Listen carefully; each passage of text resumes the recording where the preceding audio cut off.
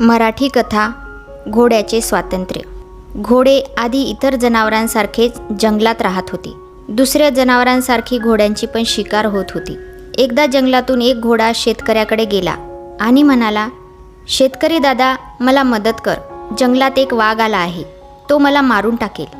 शेतकऱ्याला घोड्याची दया आली। शेतकरी म्हणाला, अरे मित्रा, काळजी नको करू, तो वाघ तुझे काही बिघडवू शकत नाही, पण तुला माझे म्हणणे ऐकावे लागेल। घोडा विचार न करता तयार झाला। मला काय करावे लागेल? घोड्याने विचारले। तुला मी सांगेन ते करावे लागेल।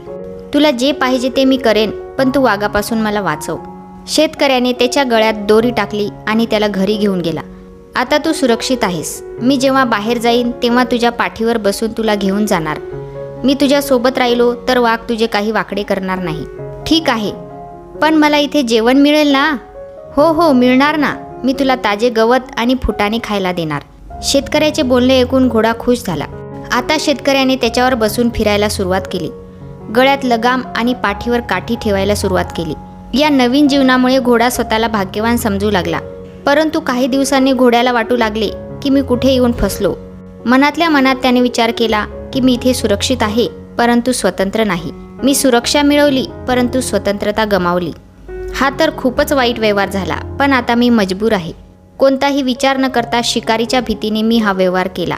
मी जर त्या दिवशी एवढा घाबरलो नसतो, साहसाने स्वतःची रक्षा केली असती, तर आज गुलाम झालो नसतो। तेव्हापासून घोडा माणसाचा गुलाम झाला। Please subscribe my channel and thanks for watching.